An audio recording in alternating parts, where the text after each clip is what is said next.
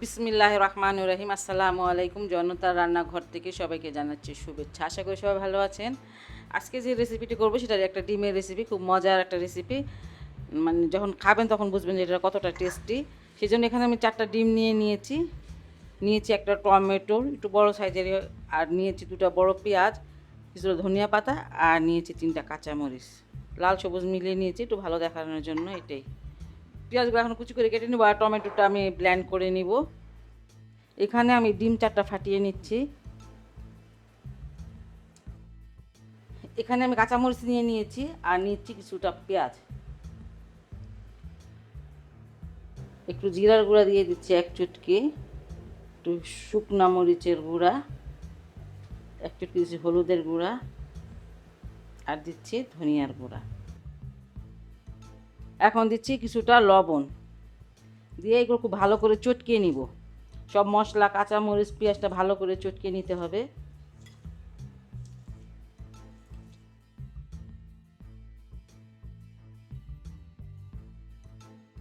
চটকানোটা হয়ে গেছে।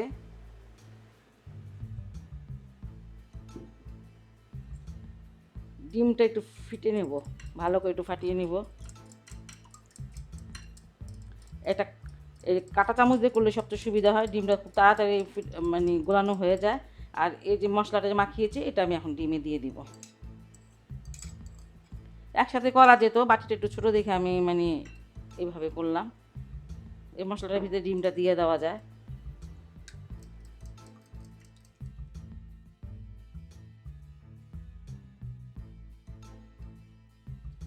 ডিমটা আমার গোলানো হয়ে গেছে। চুলায় একটা ফ্রাই প্যান দিয়েছি খানিকটা তেল। এখন ডিমগুলো আমি ভেজে ফেলবো একসাথে।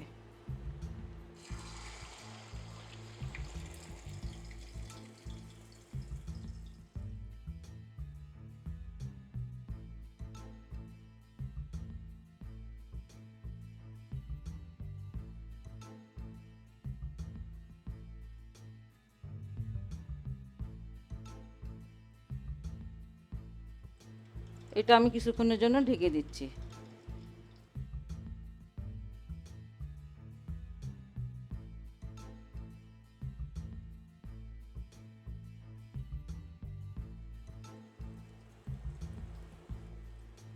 একটু একটু সময় নিয়ে এই ডিমটুকু যদি শুকিয়ে যায়, আর এইভাবে একটু দেখে নিবে নিচটা কী অবস্থা। নিচটা ভালোভাবে আমার মানে প্রায় হয়েই গেছে।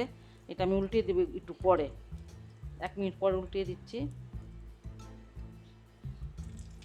এই 2টা চামচ নিয়ে মানে এই যে আমি উল্টিয়ে দিলাম। এই ডিমটা খেতে কি ঠিক কোপ্তার মতন লাগে, ঘ্রাণটা ওরকম আসে, খেতে কিন্তু বেশ ভালো লাগে।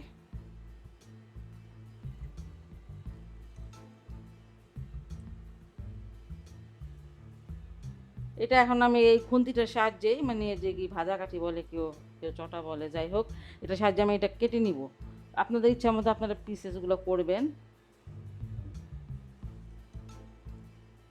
আর কেউ যদি চান নামিয়ে ছুরি দিয়ে কেটে নিতে পারেন।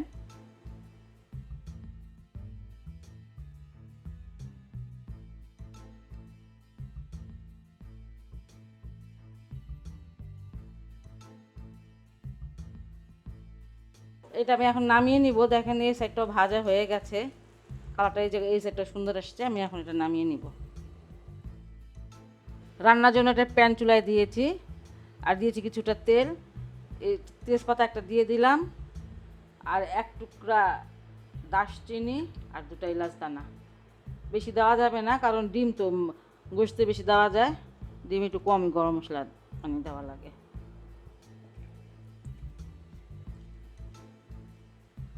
একটুখানি ভেজে নিব। পেঁয়াজটা দিয়ে দিচ্ছি।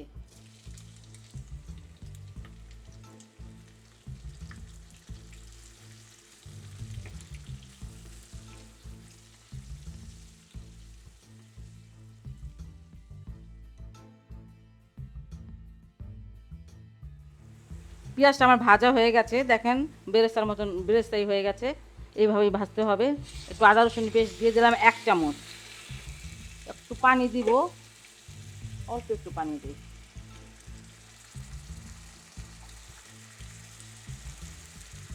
যাতে না ছিটে একটু লবণ দিয়ে দিলাম।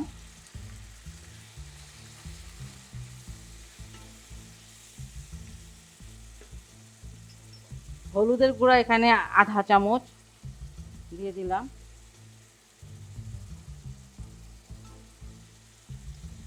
ধনিয়ার গুঁড়াটাও আধা চামচ,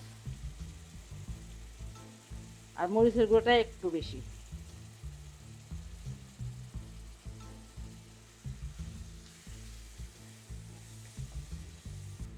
আর যে টমেটোর পেস্টটা সেটাও দিয়ে দিচ্ছি।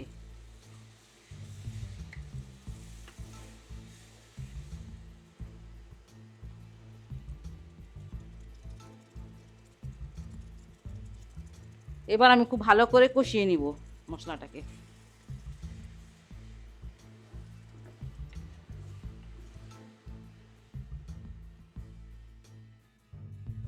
মশলাটাকে আমি খুব ভালো করে কষিয়ে নিয়েছি। মশলাটাকে অবশ্যই ভালো করে কষিয়ে নিতে হবে, ভালো করে না কষালে এটা গন্ধ আসবে। এবার আমি একটু পানি দিয়ে দিব।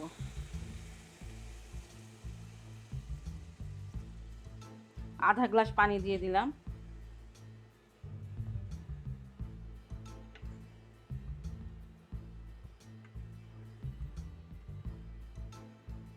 এটাকে ঢেকে দিব বলক আসা পর্যন্ত। গ্রেভিটা আমার বলক এসে পড়েছে, এটাকে আমি সরিয়ে নিলাম।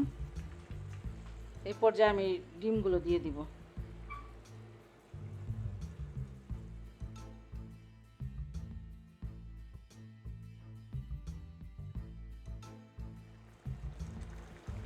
আপনারা ডিমটা নিচে নামিয়ে তারপর কেটে নেবেন, তাহলে পিসেসগুলো সমান সমান হবে।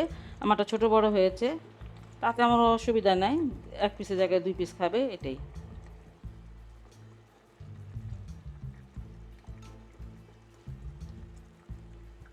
এবার আমি জিরার ফাঁকিটা দিয়ে দিচ্ছি।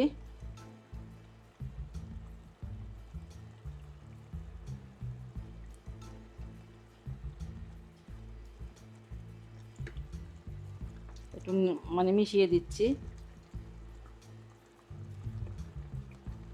এটা তো ভাজা ডিম, এটা রান্না করতে সময় একদমই কম লাগে। ব্যাচেলার যারা আছেন তারা এটা রান্না করতে পারেন, সহজ একটি রেসিপি।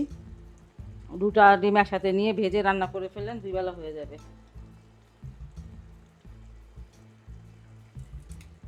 দেখেন মাশাআল্লাহ দেখতেও অনেক সুন্দর হয়েছে, আমার কাছে আর কি ভালো লাগতেছে। ধনে পাতাগুলো আমি দিয়ে দিচ্ছি। যারা ধনে পাতা খাবেন না তারা দিয়েন না, আর যারা খান তারা দিবেন।